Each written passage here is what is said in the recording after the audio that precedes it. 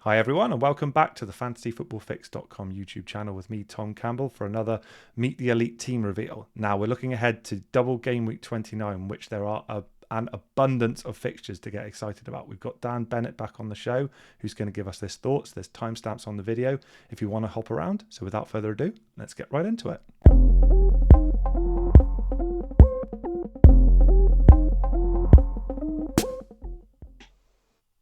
Hi everyone and welcome back to the channel. And Dan, welcome back to yourself as well, mate. How have you been doing? Thanks, Tom. Yeah, good, thanks.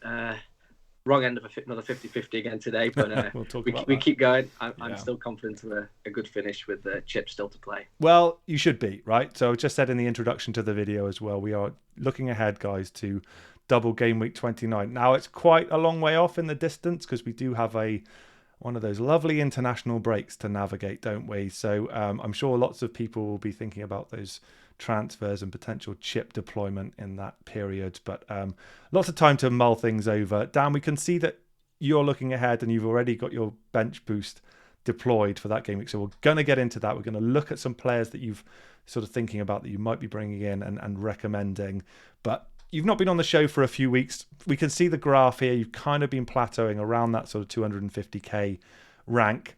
How's the season panning out for you, mate? It's tough. I was about 300k by game week 3, so I've not made much progress since then. Mm-hmm. It's been an odd season for me. Yeah. I can't really put my finger on it. I know a couple of managers that I speak to a lot are having a tough season. Yeah. And I know others are flying, especially quite a few people I spoke to played the bench boost in 27. Oh, they did lucky. really well. Yeah. Not lucky. But, they did well. Good on them. Yeah. Yeah. Mm-hmm. They did well there. Points on the bench for us that didn't play it. But yeah, it's been tough. I've never finished outside the top 50k. Mm-hmm. So I think that's my new target. Sure. Try and get inside the top 50k by the end of the season. Okay. Well, I was going to ask you what the remaining targets are, and like you say, you've got a chip in play or expecting to use that in the next game week with all these lovely double game week fixtures to get excited about. Still got that free hit there as well, and the overall rank's still fine, isn't it? So lots. Yeah, there's still 10 game weeks to go. There is still quite a lot. That's it. There's still a lot, an awful lot of football still to be played, definitely, and lots of opportunities to get that rank back up. And top 50k, I'm sure you can manage it, man. So we'll keep an eye on that. Dan, we're going to take a little look at how your team in blank game week 28 did. So we are recording this, guys, on Sunday evening. So the game week has now finished. So let's take a look at the team, and I'm going to ask Dan about how he formed that team and what transfer decisions went into that thinking.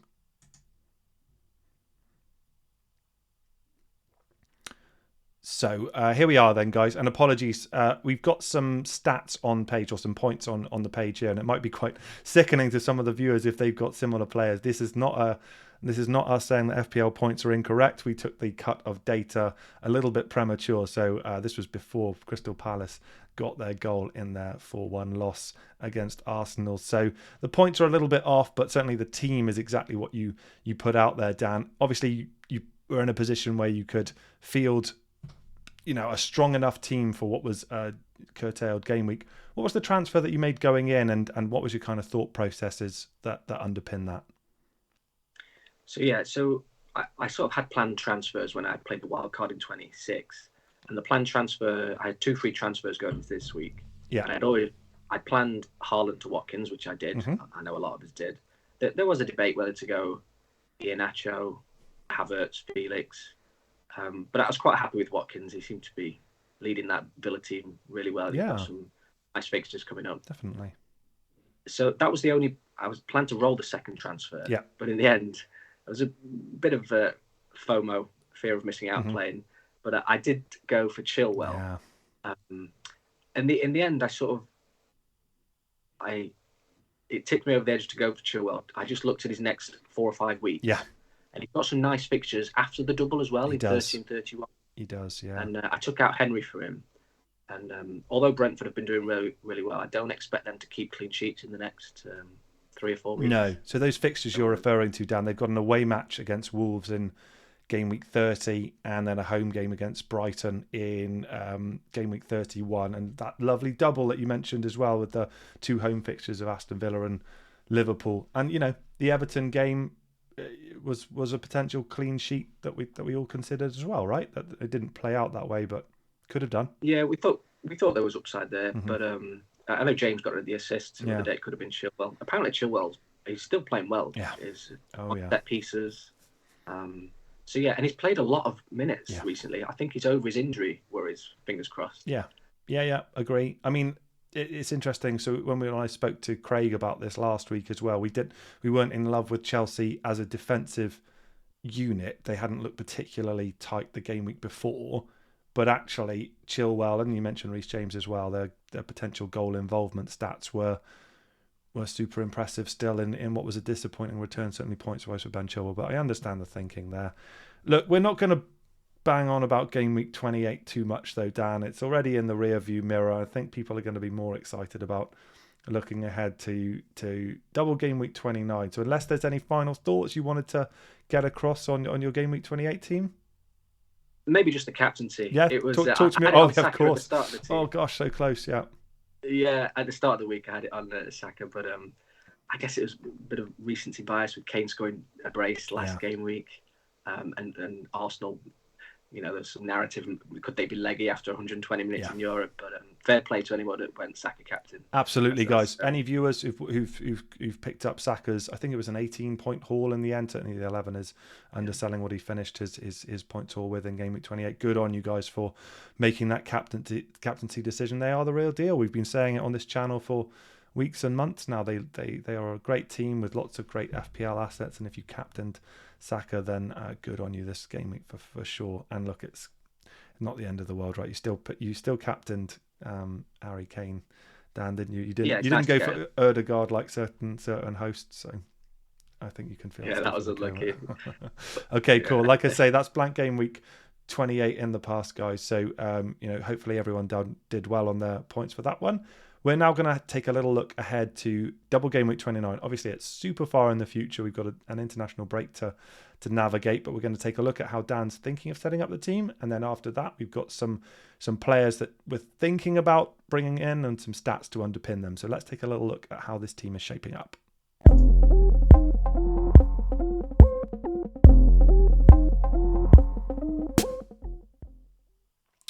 Right, so we are looking then, Dan, at the team here. And as I say, this is a very much a caveated up to the hilt in terms of there could be lots of international shenanigans that play out. We hope not, and I hope that your best laid plans don't get tripped up. But this is how you're looking then, Dan. Do you want to talk us through? Let's start with that back five. You're looking, well, I say back five. You've got the bench boost chip deployed, but let's look at the starting 11 to begin this conversation.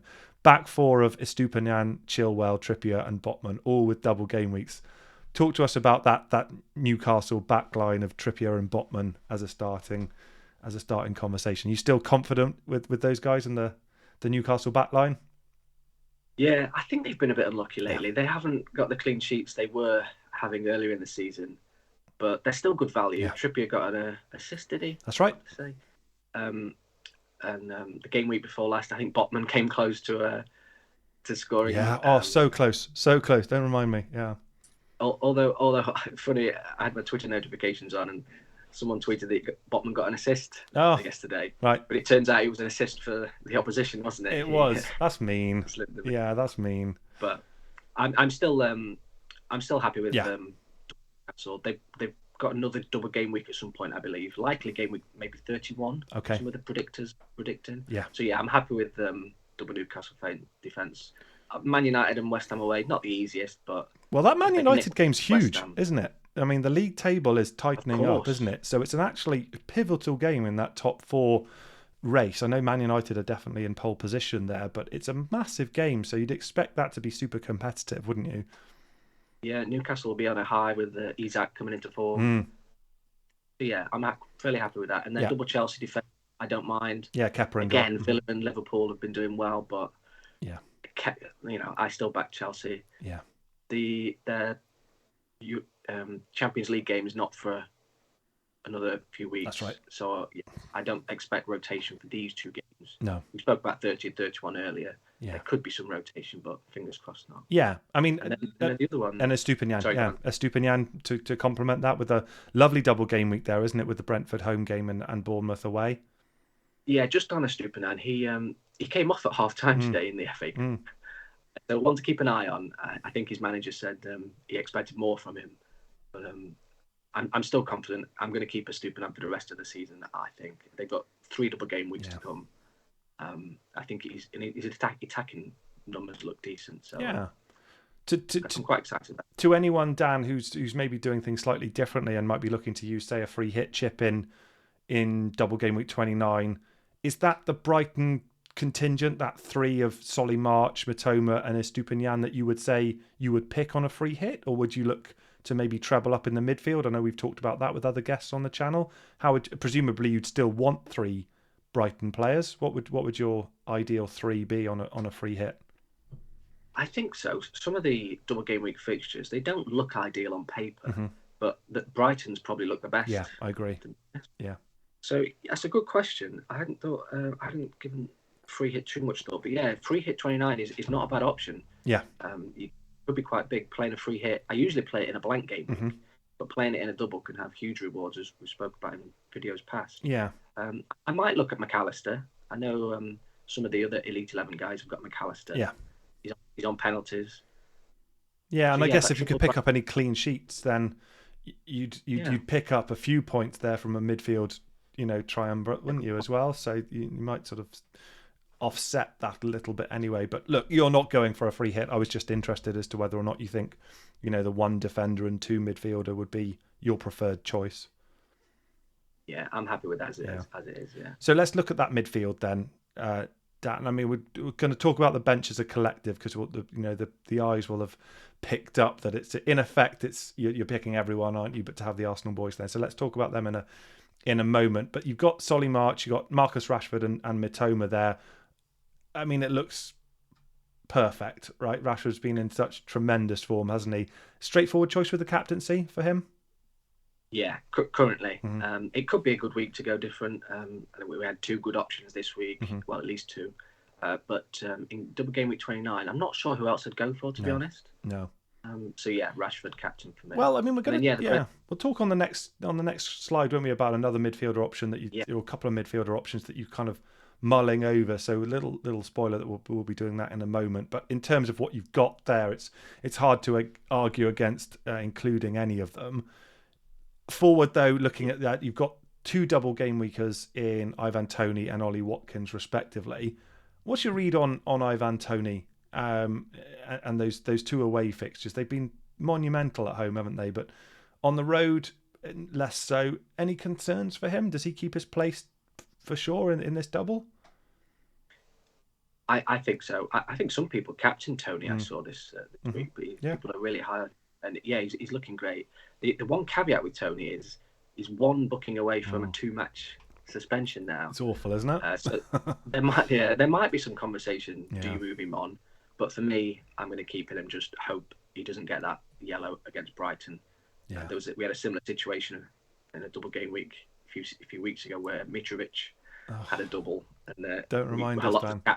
Yeah, we're all trying to move on from that. That was brutal. And, so hopefully that doesn't happen again. Yeah. But yeah, I'm excited about Toney and Watkins, as we've spoken about. They look good, right? Villa look good as a collective as well. I mean, he picked up some points, didn't he, in blank game week 28, and could have had more. And they looked impressive, didn't they, in that 3-0 home victory as well. And he seems to be the main man up front, doesn't he?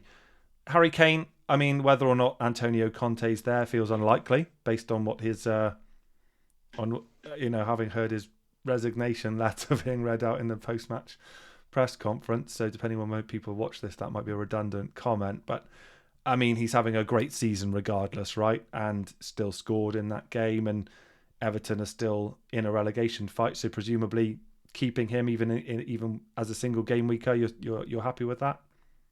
Yeah, I'm really happy to have Kane. I didn't have him earlier in the season, and he punished me week after week. I remember.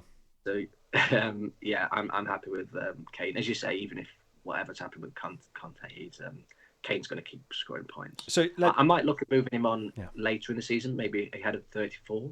Okay. Now I'm keeping him. Interesting. So, if some of the viewers may have got Kane, let's devise a scenario here, Dan, where somebody's got Harry Kane in their team. They've got 2 free transfers. Would you sign off on the elite manager steer being it's okay to lose him to supplement, say, a move to bring in 2 double game weekers as part of a 2 free transfer plan, or do you think that's just being fixated by double game weeks and actually Harry Kane's having a great season? He's in a home match against Everton, and it's just somebody you should keep. What do you think? You know what? I hadn't considered losing Kane until a couple hours ago, and I was having a little look. Because depending on what transfers I make, which we'll come on to shortly, Sure. Yeah. I might not have enough cash to go Tony to Haaland in game week 30, which was always my plan. Right. So, I briefly looked at selling Kane this game week. I don't think it's as crazy as it may sound if you can add fixtures, because that's probably what I'll be doing with my bench, adding fixtures. Yeah.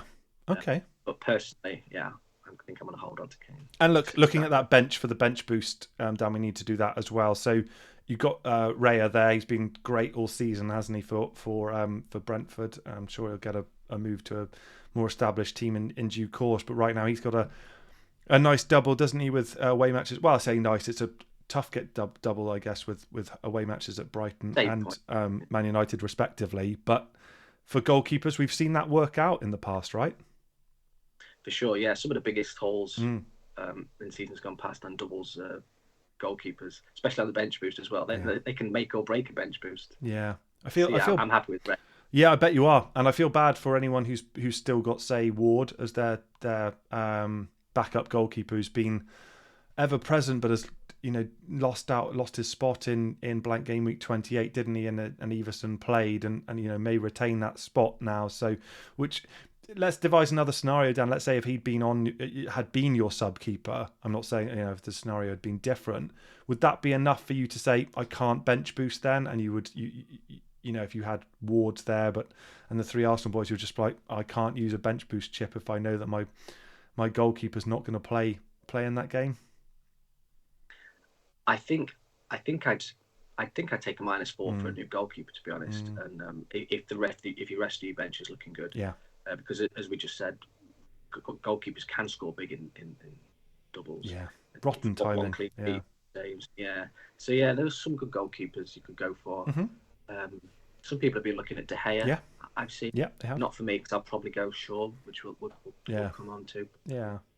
Interesting one. I mean, there's lots of teams doubling, I guess, in double game week 29. You've mentioned David De Gea there. There's West Ham with nice home fixtures. I wouldn't recommend that as a West Ham fan personally, but lots of options there. Interesting though, you'd advocate for a -4 potential to try and cash in on the double. I like it. Yeah, I think so. I just make sure it doesn't mess with your future plans with the budget, because Ward's obviously cheap, and going up in price might eat into your budget. Yeah, particularly if you've made Haaland plans, Yes, exactly.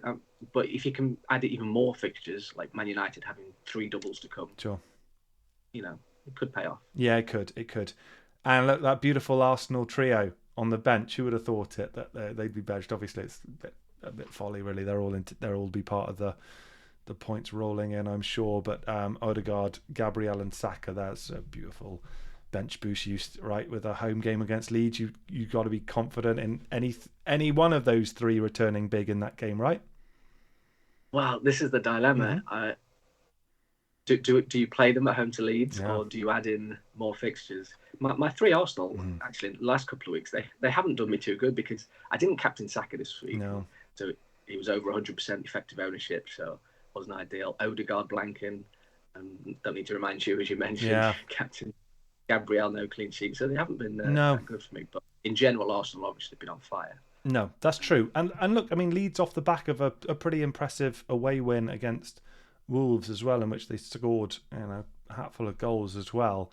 Funny time to be playing them as well. I guess you'd still expect Arsenal to win, but it doesn't feel to be quite the banker in terms of being a lockout in terms of the clean sheet points potentially. But it's still a lovely fixture, isn't it? And I guess what I'm coming around to asking, Dan, is bench boost is set, right? This is being played in this game week, all things remaining equal. Yeah, 100%. But as I say, my plans, I might get rid of a couple of my Arsenal players. Obviously, they've got a good fixture, but I'm sort of looking at as a block of 3 maybe, 29, 30, 31. Because in 30 and 31, Arsenal are away at Liverpool and away at West Ham. Yeah. I mean, I know Arsenal are great, but, it's tough, right? Yeah. easy. It's tough. Yeah. So if you can add, bring in a double game week player this week, who've also got nice fixtures in 30 and 31, that's where I'm leaning. Dan, your segue game is on point. You are. It's almost as if you're being telepathic with me. We've come up with some recommended players that the guys watching might be interested in potentially bringing into their teams, both for this double game week and looking longer term. So let's take a look at 3 of the players that we think might be attractive as players look to bring in prospective transfer targets for double game week 29.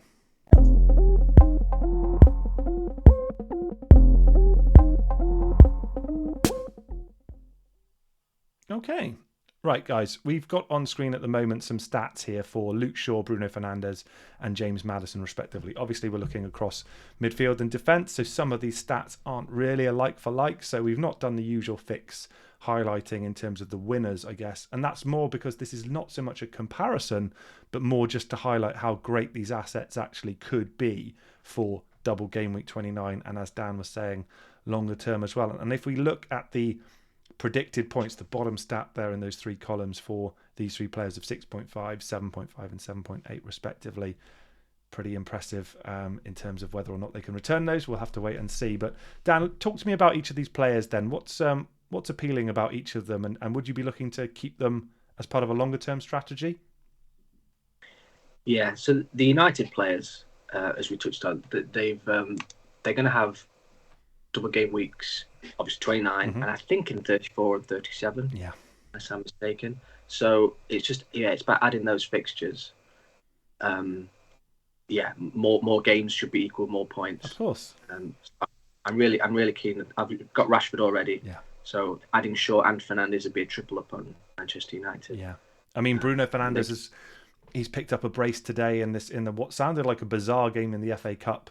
And took a penalty in the I'm seeing here on the 96th or 97th minute as well. We know about Bruno Fernandes's returns in the past, so probably don't need it was one of them a penalty. It was, yeah.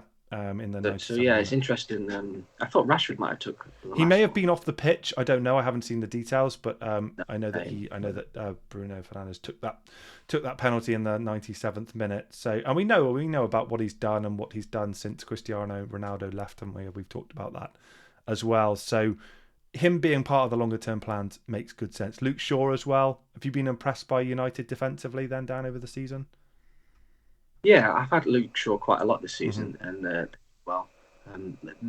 number of games that Man United got is a bit of a concern. Yeah, actually through in the FA now. Yeah, they've got Europa League fixture. So it's one to keep an eye on, but I don't think Ten Hag's got the squad to rotate too much, to be honest. No. So I think they'll just flog these players till the end of the season. Well, it's interesting, isn't it? Because he's got Malacia as a left back, but he does seem to be the understudy, doesn't he? And at this stage of the season, every game's crucial, isn't it? So you do think it's a pretty settled 11 right now. There's no real games to. Yeah, every game's important right now. Yeah, it is. Even in the league, right? With them they're in pole position, as I said, for the top 4, but it's not cut and dry yet.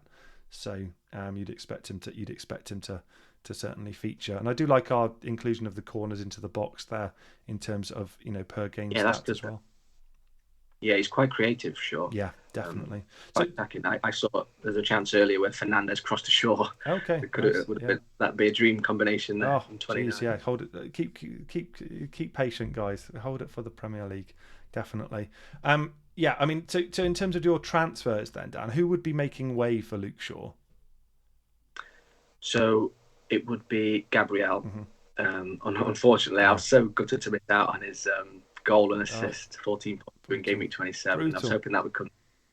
But yeah, I think he's going to make way for sure, because I'm happy with my other 4 double game week defenders. Yeah, understood.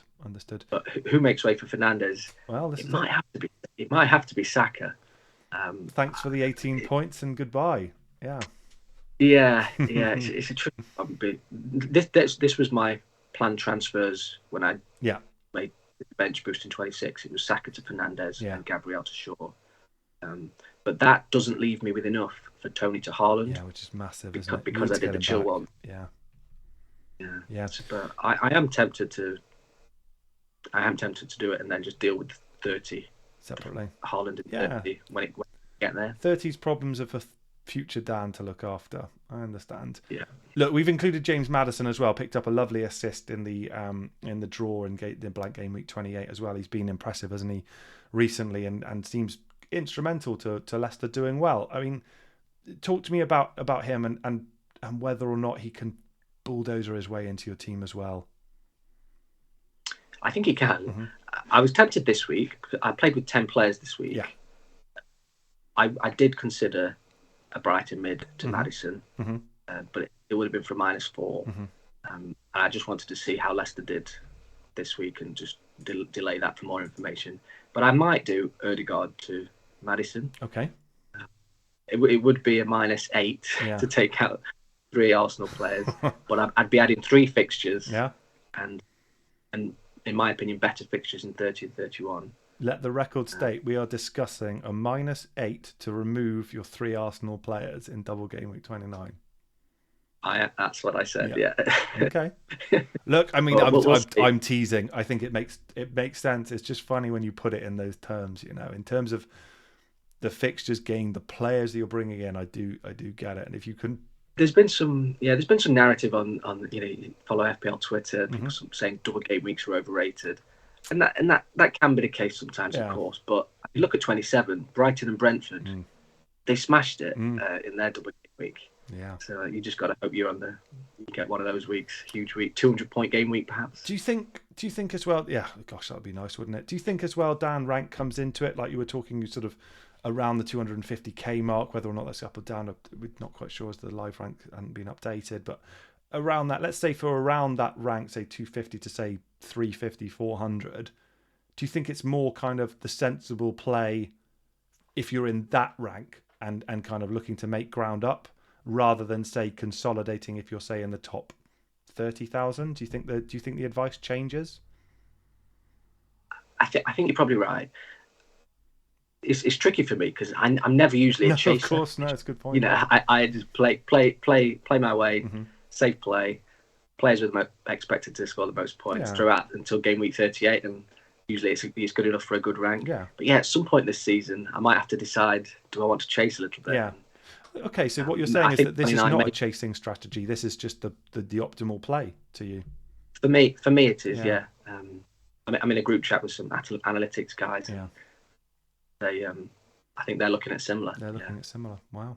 So we're talking about potentially, guys, jettisoning the Arsenal player. Look, I'm sure that they'd find their way back in, and I guess as well, chip strategy comes into it as well, Dan. If people have still got a wild card in their pocket, then potentially this becomes even more viable to transfer them out and then wild card them back in. If you have that luxury to do that, that might be a viable play as well.